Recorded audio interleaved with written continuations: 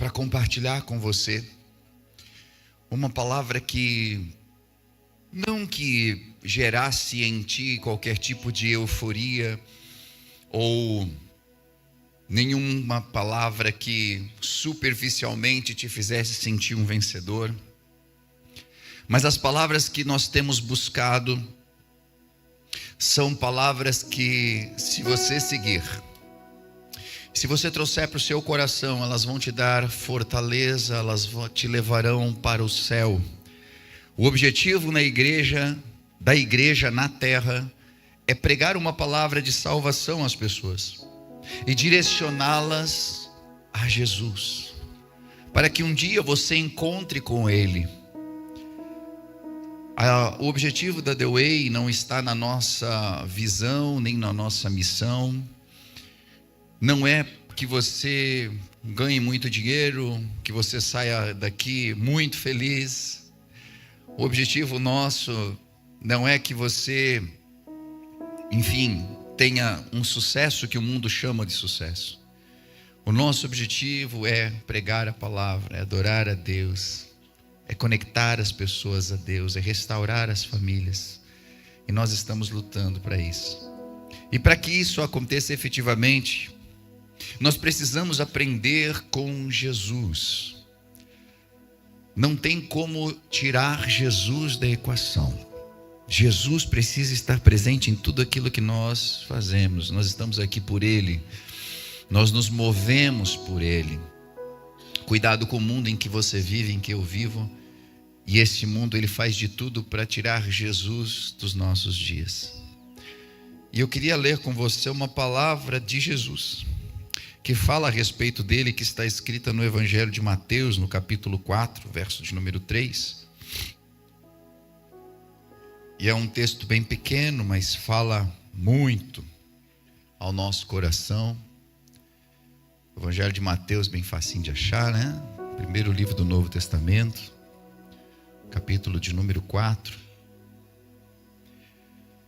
E assim como você identificou-se com a canção, que é muito forte, que é uma mensagem, tenho certeza que você vai identificar-se também com esse texto.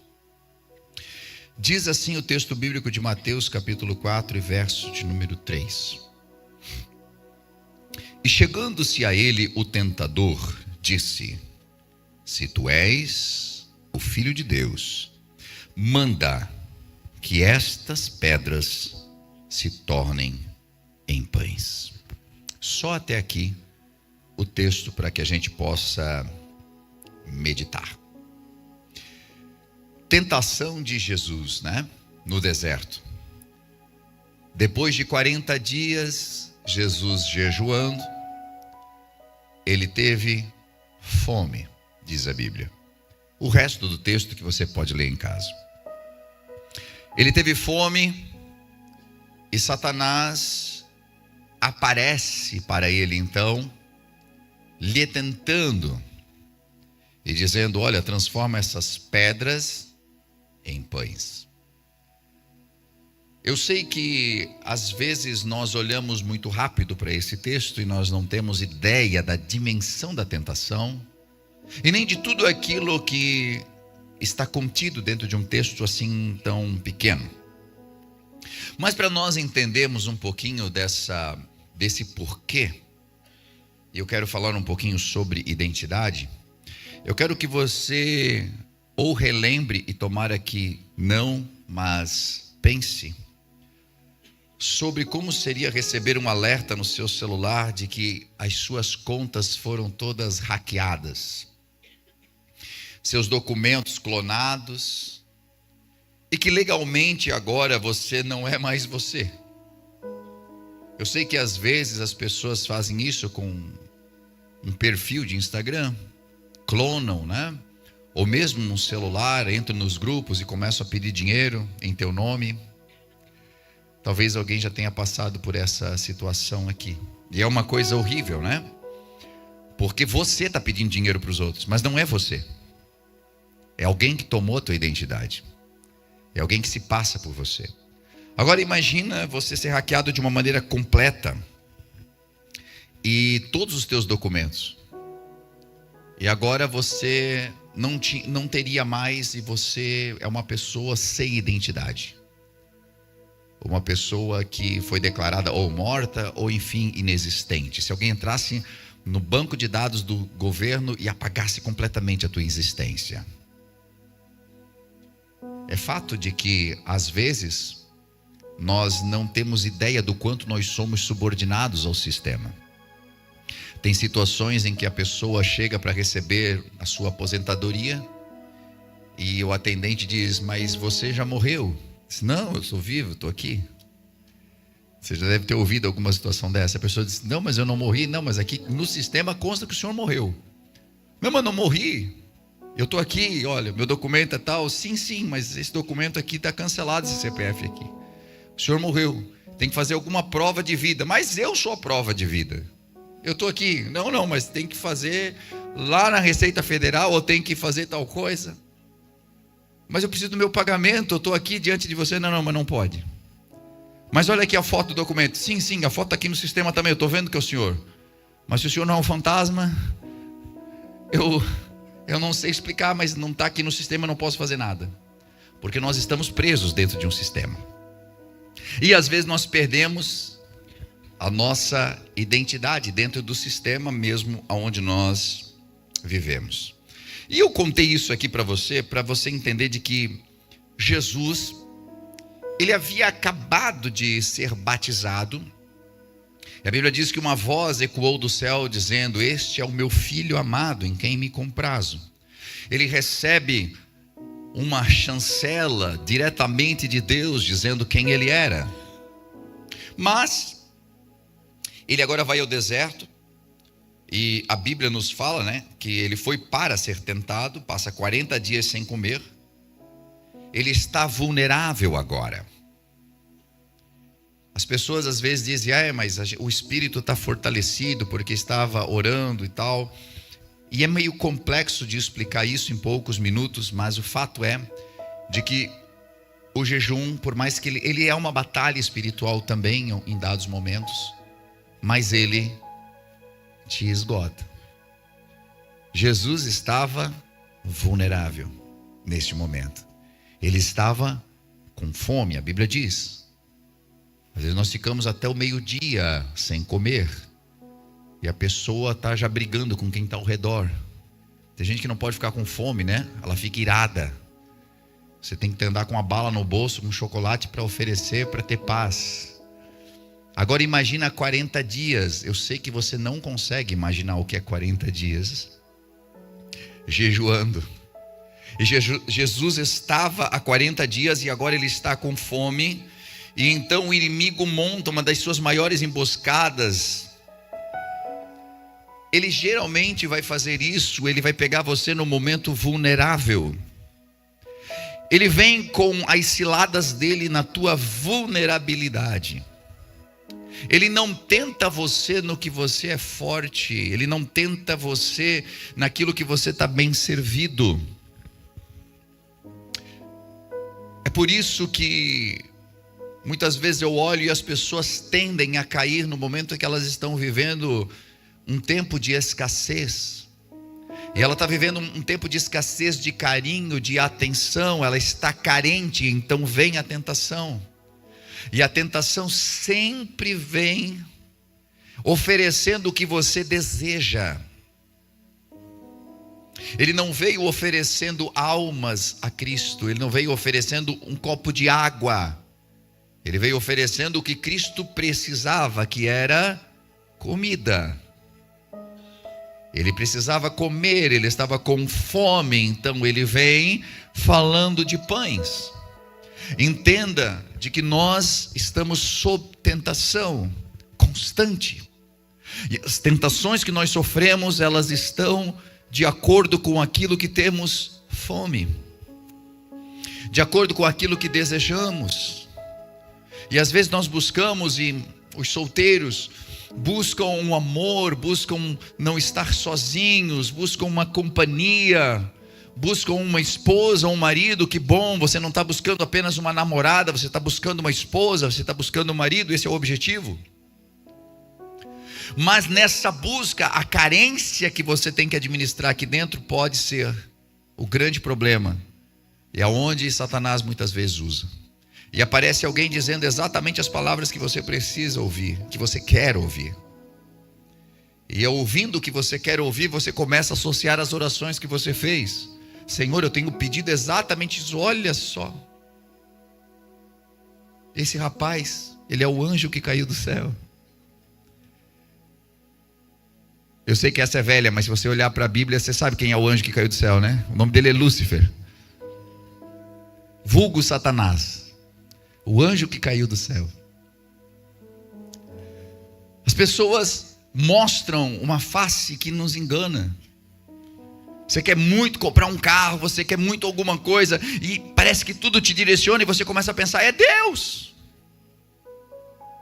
Mas Deus permite, porque você precisa saber quem você é. E entenda isso. E aqui que nós chegamos no âmago. A tentação nunca foi sobre pães. A tentação nunca foi sobre fome. A tentação nunca foi sobre poder de transformar. A tentação era a respeito de quem ele era. Porque Satanás começa dizendo, se tu és o filho, se tu és filho. Uma frase pequena. Ele sabia que ele tinha poder de transformar pedras em pães. Ele sabia do poder que havia em Cristo. Mas agora ele quer colocar uma dúvida dentro daquele que foi colocado na terra para nos salvar. E ele tenta isso porque ele já tinha feito isso há milênios atrás, com um homem chamado Adão. Ele também planta uma dúvida. E quando essa tentação vem, a tentativa é fazer com que eu precise provar alguma coisa para me sentir algo. Eu preciso provar que eu sou bom, eu preciso provar de que eu tenho valor, eu preciso provar. E grande parte das pessoas caem porque esquecem que são filhas, e o filho não precisa provar nada. Ele é filho. Mas tentamos provar de que somos merecedores de amor, que somos merecedores de carinho, merecedores de atenção. E esse problema, ele pega desde o que não conhece a Cristo, ao novo convertido, a um pastor de igreja. Todos nós corremos o risco de em algum momento tentar provar o nosso valor. Tentar provar que somos filhos de Deus. Se tu és o filho de Deus, então, cadê? Se tu és o filho de Deus, e esse tipo de tentação, ele começa a mexer conosco. Então não é sobre pão, é sobre identidade mesmo. Satanás, ele quase nunca começa tentando destruir o nosso comportamento. Ele tenta destruir a percepção sobre quem nós somos. Porque quando ele destrói a nossa percepção e nos tira do patamar que Deus nos colocou, é mais fácil de mexer no nosso comportamento. Porque às vezes ele nem precisa mexer no nosso comportamento, nós mesmos alteramos o nosso comportamento. E entramos dentro de um comportamento pecaminoso. Mas hoje nós estamos falando sobre quem nós somos. No Éden, ele usa uma estratégia. Vocês serão como Deus. E aí Adão, que era já a imagem de Deus, pura e feita por ele, já era. Agora eles caem nessa. Seremos como Deus. Vocês já são, vocês são a imagem e semelhança dele. Ele sempre vem nos levando a querer duvidar daquilo que uma vez Deus já colocou em nós. É achar que Deus está escondendo uma verdadeira identidade nossa. Satanás vai fazer de tudo para que você duvide quem Deus um dia disse que você é, quem Ele te levantou para ser. E então Satanás de alguma forma parece que coloca poder nas tuas mãos para que você haja pelo teu próprio entendimento. E já dizia Provérbios, né? Não se estribe no teu próprio entendimento. Adão tinha tudo, mas então ele esqueceu de que era ele quem mandava no reino animal, não o reino animal que mandava nele. Porque a Bíblia diz que foi uma serpente que os induziu, não foi? O que a Bíblia diz em Gênesis? Domine sobre todos os animais, subjugai a terra. Ou seja, Adão, você é como eu. Adão, você está em cima, você é governador disso aqui tudo. Você manda em tudo, Adão. Mas daqui a pouco tinha uma serpente dizendo assim: come. Vocês vão ser igual a Deus. Eu estou dando uma dica para vocês aqui, ó.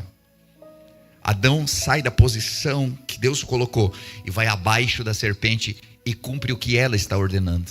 Naquele momento, a serpente se torna senhor dele. Cuidado com quem você ouve. Cuidado quem te aconselha. Cuidado os conselhos que você anda seguindo. Porque às vezes você sai da posição de filho de Deus, daquele que recebe diretamente de Deus, e você começa a ouvir diretamente do inimigo. E quando nós nos submetemos a ouvir a voz do inimigo, nós nos tornamos escravos dele. Se você se submete a ouvir a vontade de Deus, você se torna filho de Deus. Quando você se submete a Satanás, você se torna escravo. Ele não te toma como filho, ele te torna escravo. E às vezes nós somos escravos devido a isso, cedermos a algumas tentações. É interessante um conceito da psicanálise feita por Lacan. E ele diz assim: o nome do conceito é Nom de Père, que quer dizer nome do pai. E eu anotei aqui porque eu achei interessante. O que é esse conceito? Ele instaura de que quando nós perdemos a nossa identidade com o pai, independente se é o teu pai biológico, ou o pai que você escolheu, ou o pai que realmente deu uma direção para você, mas quando você perde essa identificação com o pai, você se sente sem identidade. E quando eu olho para esse conceito, eu vejo que o que Satanás tenta fazer com Jesus é exatamente isso: tirar a referência do pai que ele tinha. Porque ele diz assim: se você é o filho de Deus mesmo, como dizem aí que tu é, se essa voz que foi do céu ali foi mesmo a voz ou foi coisa da tua cabeça, sabe aquele culto que você veio e que você sentiu tão cheio, aquilo só foi emoção. Mas se tu é filho de Deus mesmo, ou seja, ele está arrancando o nome do pai, ele está tirando a referência de pai, para que ele, a partir do sentimento de orfandade que é gerado na pessoa, ela fique à mercê de qualquer coisa que lhe dê aconchego. Então é muito mais profundo do que simplesmente pensar que Satanás vem com aquele chifrão e vem nos tentando, ou vem nos assustando. Não. É complexo. Ele tenta tirar as tuas referências. Ele tenta fazer com que você nunca conheça Deus como pai.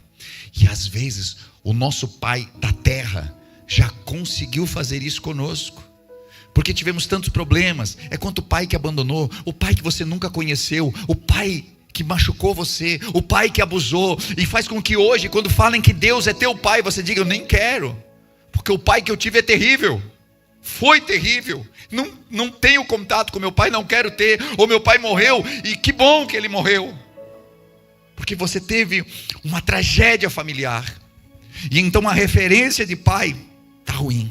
Jesus tinha uma boa referência de pai, mas agora a tentação vem no sentido de fazê-lo duvidar. Se ele é teu pai mesmo, por que ele te botou nesse mundo?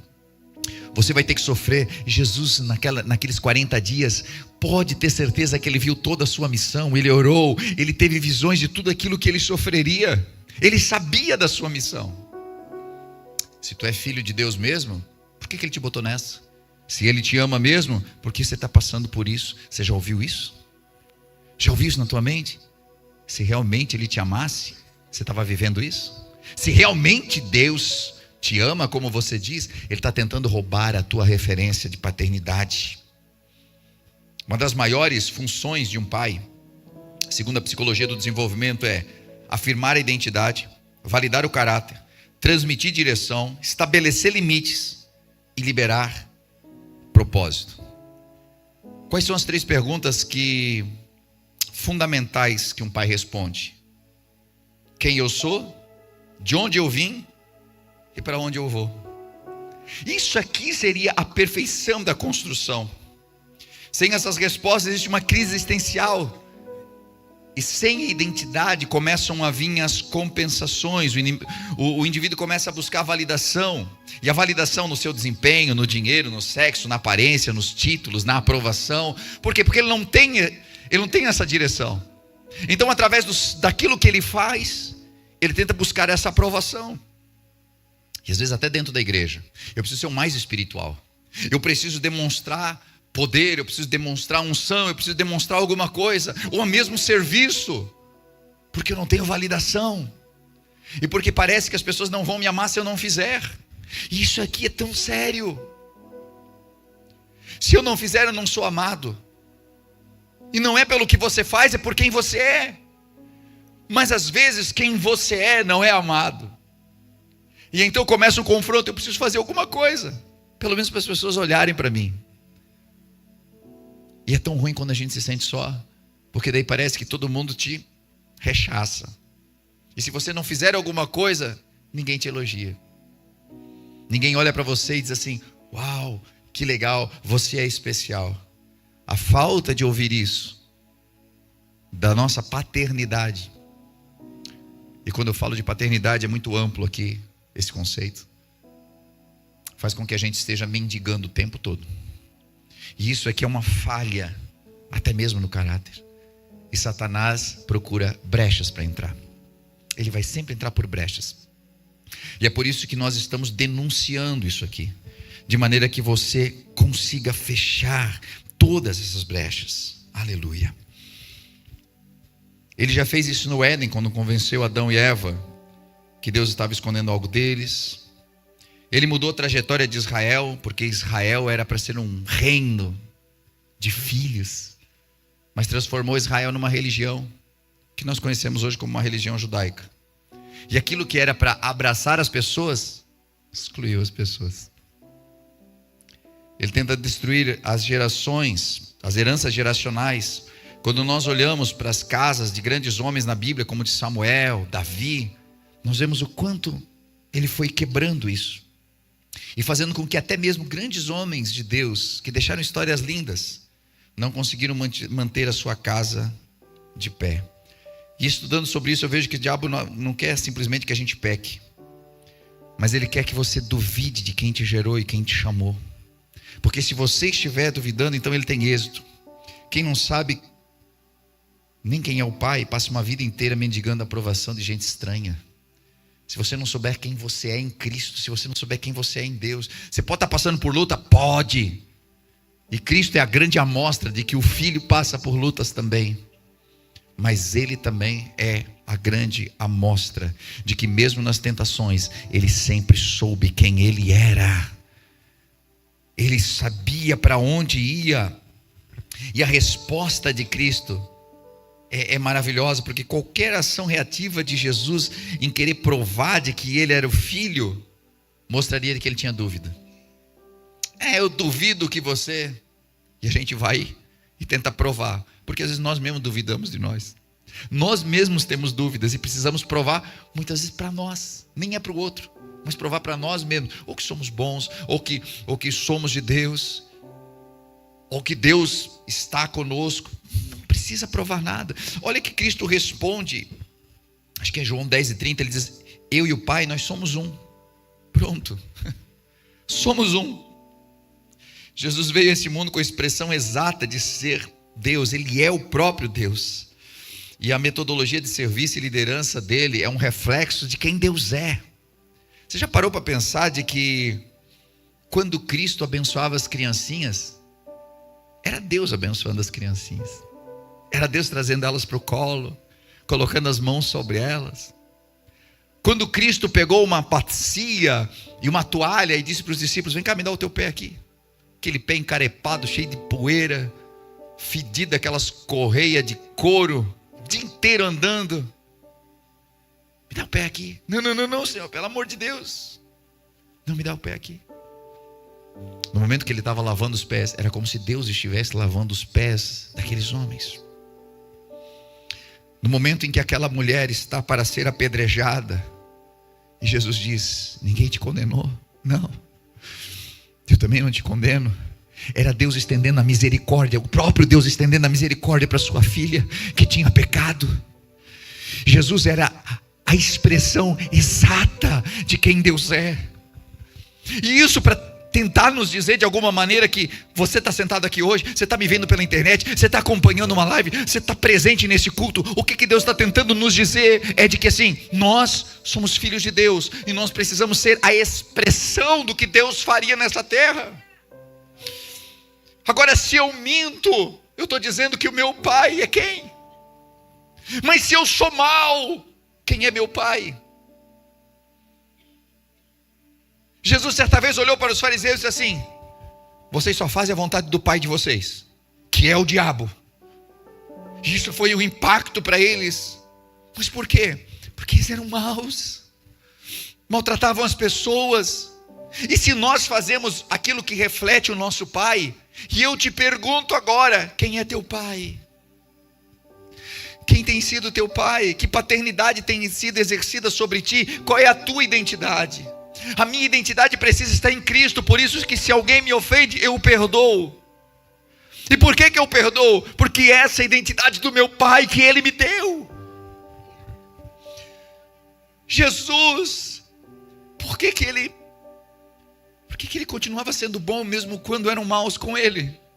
Porque ele não podia negar-se a si mesmo. Ele tinha uma identidade firmada em Deus. Ele era a expressão exata de Deus. E Deus é imutável. Ele não muda conforme a maré. Ele não é bom porque está tudo bem, então a minha esposa me trata bem, então eu também trato bem, porque é assim lá em casa. Mas também se virar pá comigo, o negócio fecha. Poxa, eu deixo de ser filho de Deus para ser filho do cão então. De quem você é filho?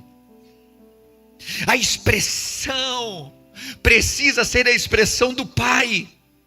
O cuidado precisa ser do pai. Alguém precisa, eu estou aqui para servir, porque essa é a expressão do pai.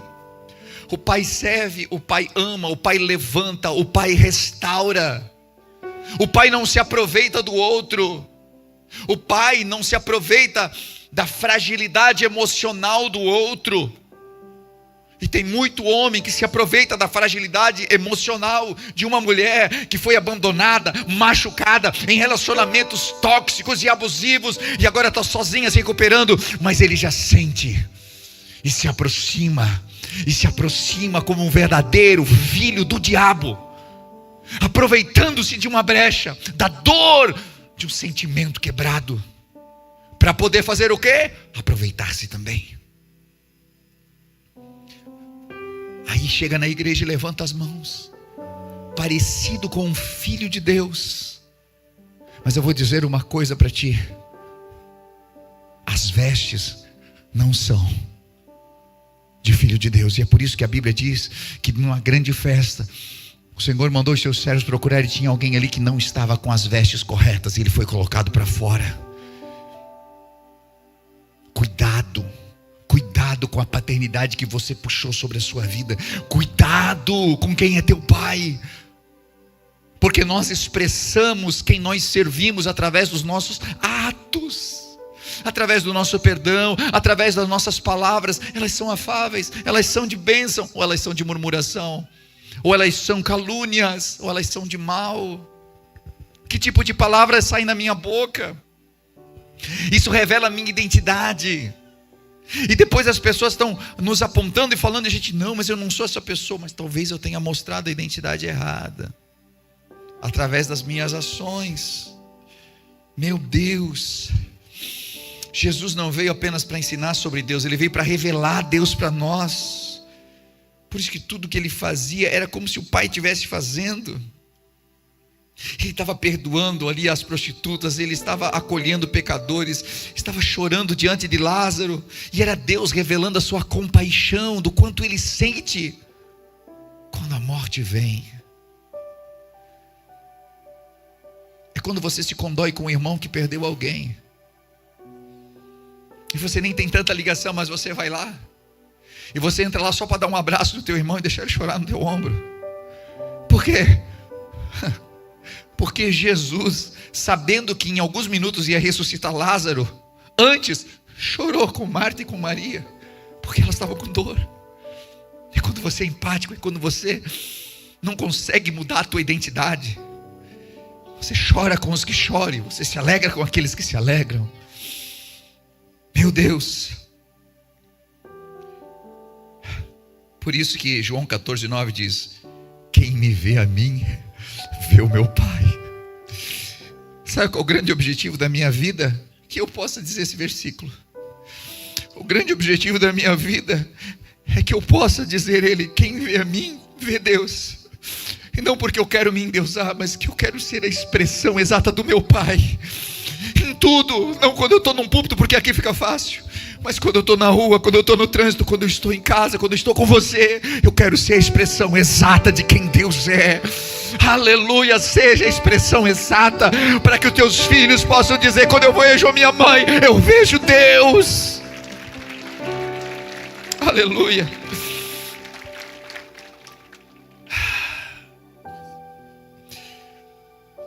Quando você sabe quem você é, o universo inteiro ao teu redor começa a reconhecer isso. Tudo ao teu redor reconhece. Eu olho para a Bíblia e eu vejo o anjo Gabriel, antes de Jesus nascer, ele já estava dizendo: será chamado filho de Deus. Os demônios sabiam. Quando Jesus chegou diante deles, eles vieram até ele, se prostraram e disseram: que temos nós contigo, Jesus, filho de Deus. Os demônios, depois desse episódio, eles sabiam quem ele era, porque ele tinha afirmado isso para Satanás sem palavras. Sem palavras. Ele não precisou dizer: eu sou sim, ou eu vou transformar aqui só para mostrar para ti, Satanás, que eu sou. Não, ele não precisou fazer nada disso. Mas então os demônios depois sabiam quem ele era, os discípulos sabiam. És verdadeiramente o Filho de Deus, disseram eles em Mateus 14:33. Até os estrangeiros, os centuriões, a Bíblia diz em Mateus 27:54, verdadeiramente este era o Filho de Deus. O centurião debaixo da cruz, quando ele expirou. E aí nós vamos percorrer a Bíblia e nós vamos ver vários reconhecendo Jesus como o Filho de Deus. Em João 8,14, Jesus diz: o meu testemunho é válido, pois eu sei de onde vim e eu sei para onde vou. Isso aqui é um GPS da alma. Eu sei de onde eu vim e eu sei para onde eu estou indo também. Tem uma falha na percepção de origem, às vezes, algumas pessoas. Ela não tem ideia de onde ela veio, ou ao que ela pertence de verdade. E quando não há isso, é muito complicado, porque isso interfere no destino. A pessoa sofre uma paralisia de destino, ela não sabe para onde ela vai, porque ela não sabe a sua origem. Ela não sabe aonde ela pertence e a quem ela pertence. Então não ter um destino certo é bom, porque eu estou indo e aonde eu chegar está bom. É isso que pensam muitas pessoas. Sem a identidade de um filho bem resolvido, o ser humano desenvolve comportamentos compensatórios que são destrutivos muitas vezes, porque tentamos preencher um vazio, o vazio que nós temos dessa paternidade, com o nosso ativismo, com os vícios. Vamos tentando transformar pedras em pães para provar o nosso valor. Fazemos exatamente o que o inimigo quer. E aí precisamos fazer uma transição de criatura para filho, porque a Bíblia diz, né, que nós devemos pregar o evangelho a toda criatura. E por que a toda criatura? Porque no momento que a gente fez negócio lá no Éden com Satanás, ele nos rebaixou de filho para criatura. Então as pessoas dizem: não, mas todos somos filhos de Deus. Éramos, mas ele nos deformou e nos transformou em criaturas. Satanás conseguiu arrancar esse brilho que nós tínhamos, de transformando-nos em criaturas agora. Essa criatura é um ser sem propósito, errante, sobrevivendo por instinto, fazendo aquilo que dá vontade de fazer. Não carrega mais o DNA do pai nas atitudes diárias. É por isso que você vê tanta mentira, tanto engano, tanta maldade, tanta ira, porque não carrega mais o DNA do pai. Poxa, pastor, mas eu vejo essas coisas em mim. Você já nasceu de novo ou ainda é uma criatura? Porque às vezes nos comportamos como criatura. Mas eu já batizei, mas ainda sou uma criatura. Porque o ato do batismo é um ato público de fé, e é maravilhoso, e é bênção. Se você não fez ainda, é a forma de dizer para Cristo: Senhor, eu tenho uma aliança com o Senhor, eu quero uma nova vida. Mas se de verdade você não permitir que o velho homem, a velha criatura morra debaixo daquela água, você só tomou um banho, ou foi enterrado vivo e saiu de lá como um zumbi para continuar vivendo. É preciso nascer de novo. João 1,12 dá uma chave para nós. Ele diz: mas todos quantos o receberam, deu-lhes o poder de serem chamados filhos de Deus. Quem o recebe? Filho de Deus. Não é mais criatura não, agora você é filho. Mas você precisa recebê-lo no seu coração. E recebê-lo é receber a essência de Deus, é receber a identidade de Deus em você. É você dizer assim: eu não posso fazer de qualquer jeito porque eu envergonho o meu pai. E eu sei que nos dias de hoje, infelizmente, isso se perdeu muito. Mas antigamente as pessoas tinham muito zelo pelo nome. O nome principalmente da sua família. E os pais diziam: olha, vocês vão na festa tal, não envergonhem o meu nome. Vocês vão lá e sejam, sabe, pessoas de caráter. Porque o nome era muito importante. Mas hoje ainda permanece sendo muito importante para nós. Eu não posso envergonhar o nome de Jesus. Eu não posso envergonhar o nome do meu Deus. E eu quero finalizar fazendo um teste prático de DNA espiritual aqui com você. Como saber se eu sou criatura ou se eu sou filho? É necessário que a gente comece a olhar para os desejos que imperam no nosso coração e os sentimentos que nós temos dentro. Se nós temos indiferença com as coisas que estão acontecendo ao nosso redor, egoísmo, orgulho, mentira, suspeita, isso são coisas da velha identidade, a identidade de criatura. Minha ira, minha raiva, minha murmuração, minha suspeita, o meu falar mal, a minha indiferença diante de necessidades. Tudo isso demonstra de que talvez eu ainda seja uma velha criatura. Agora, quando o Espírito Santo habita em nós, nós começamos a agir como o Pai. E é por isso que há perdão presente no nosso dia a dia. E nós perdoamos até mesmo quem não merece do nosso perdão. E perdoamos mesmo antes de que nos peçam perdão. Abençoamos quem nos amaldiçoa, estendemos a mão a quem não pode dar nada em troca. Isso é uma coisa muito de filho de Deus. Não estou abençoando porque eu quero algo da pessoa. Eu estou fazendo porque é uma pessoa e porque ela precisa, sem esperar nada em troca. Isso é DNA de Deus. E aqui eu faço menção da importância de saber quem o Pai é. Porque a história nos conta, dentro da parábola que Jesus falou, de um filho que desperdiçou tudo quanto ele tinha num deserto, longe, numa cidade. Eu chamo de deserto porque ele estava afastado de Deus, mas numa cidade longínqua. E ele desperdiçou tudo quanto tinha. O que nós conhecemos como o filho pródigo, né?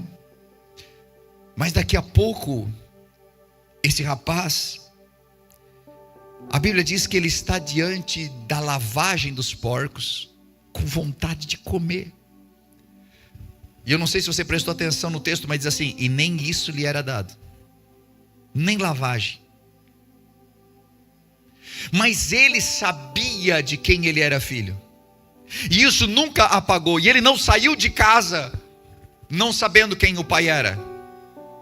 Havia um irmão que morava em casa e não sabia quem o pai era, mas ele saiu e sabia quem o pai era. E a Bíblia diz que no momento em que ele está ali, ele faz memória do seu pai. Ele diz: quantos trabalhadores do meu pai têm abundância de pão, e eu aqui pereço de fome. Levantar-me-ei e terei com o meu pai, e direi: pai, eu pequei contra o céu e pequei contra ti, nem sou digno de ser chamado teu filho, faz de mim um dos teus servos. E aquele jovem se levanta da situação em que ele está, e ele começa a caminhar em direção a quem? Ao pai. Ele sabia onde era a casa do pai, sabia quem era o pai, ele sabia tudo a respeito do pai, e sabia que o pai era misericordioso também. E ele vai àquele que lhe deu nome um dia. E a Bíblia diz que quando ele chega, ele diz o seu discurso ao pai, mas o pai já está à sua espera. E quando o pai faz uma restauração, trazendo vestes novas, calçado novo, anel novo, o pai está dizendo: eu estou agora renovando a tua identidade. Eu estou tirando a identidade que Satanás te deu. Esse trapo que você está vestindo te identificava como qualquer outra pessoa, mas eu coloco as minhas vestes em você hoje. Eu te dou o anel de aliança, eu tenho uma aliança com você, e eu coloco um sapato novo no teu pé, para você caminhar um novo caminho a partir de hoje. Se você quer um novo caminho a partir de hoje, coloca-te de pé comigo em nome de Jesus. Deus está restaurando identidades.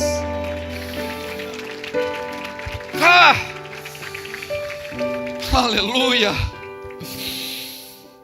O pai não recebeu ele como escravo, mas devolveu a ele aquilo que ele havia perdido. Deus não está interessado em ter você como um escravo para você pagar os teus pecados, porque os teus pecados, aquele que não negociou a identidade pagou lá na cruz do Calvário. Ele pagou o preço dos nossos pecados. E talvez esse deserto que você está enfrentando hoje fez você esquecer de quem você é. Jesus estava em 40 dias no deserto. Eu não sei quanto tempo você está no deserto, nem sei qual é o nome do teu deserto e o que você está passando nesse deserto. Eu não sei o que você está visualizando nesse deserto, mas é fato de que todo o trabalho do inimigo é fazer você esquecer quem você é. Ele quer que você esqueça. Esqueça da tua origem. Esqueça de que um dia você entregou tua vida para Jesus. Ele quer que você esqueça disso.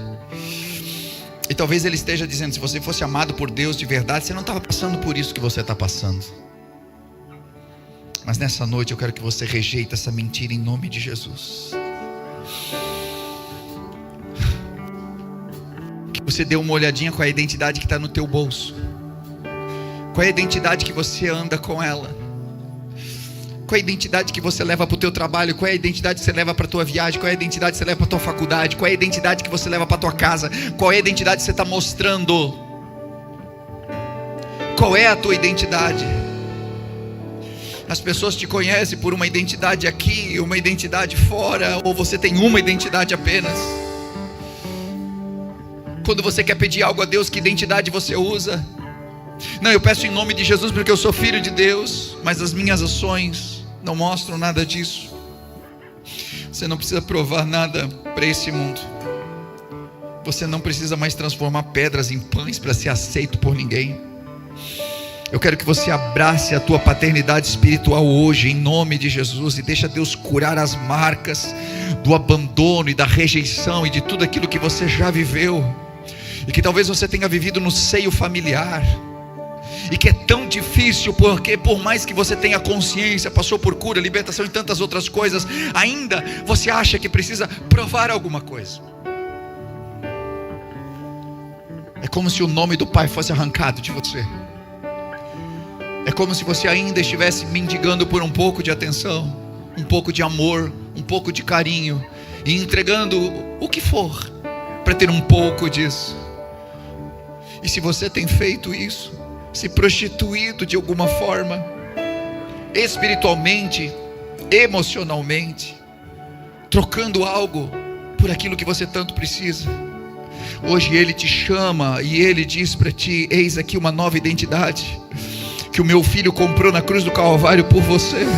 Pare de transformar pedras em pães. Pare de seguir o que o inimigo está falando só para se sentir parte, e comece a viver uma nova história a partir de hoje. Eu quero que você não esteja apenas de pé, mas que em nome de Jesus você se coloque espiritualmente de pé nessa noite, e que você torne-se alguém que sabe da onde veio e que sabe para onde vai também. Que hoje o Espírito Santo de Deus realize isso na sua vida, que você saiba aonde é o teu destino, que independente do que tenha acontecido no teu passado, independente do que tenha acontecido no último relacionamento, independente do que tenha acontecido e que devastou a tua vida, o que você quer? Você quer uma bênção ou você quer uma identidade? Você quer ser jornaleiro ou você quer ser filho? Você quer um trabalho ou você quer a casa do Pai? O que você quer de verdade? Você quer apenas uma bênção? Ah, Senhor, restaura minha família e depois eu quero continuar a minha vida, o meu caminho, é isso? Ou você quer conhecer quem é teu Pai de verdade? O Deus que te trouxe aqui, o Deus que está falando no teu coração desde o começo desse culto, Deus que ministrou em você esse tempo todo, e esse Deus quer mudar sua história. Ele quer que você o aceite como Pai, porque Ele te recebe como filho nessa noite, aleluia. E aí mesmo aonde você está, eu quero que você comece a orar, e você comece a declarar sobre a sua vida quem você é. E talvez nos últimos dias você tenha dito: eu sou um fracassado, eu sou uma pessoa que nunca vou vencer na vida, eu sou um desgraçado, uma desgraçada, eu não sei quantas palavras malditas você lançou sobre a tua vida, mas eu só quero que você declare uma palavra: eu sou filho, eu sou filha, eu sou filha, eu sou filha. Pai, eu estou aqui. Papai, onde você está? Eu estou aqui, papai. Eu vim para te encontrar nessa noite, e o Pai está de braços abertos, esperando o pródigo voltar. Ele te recebe hoje.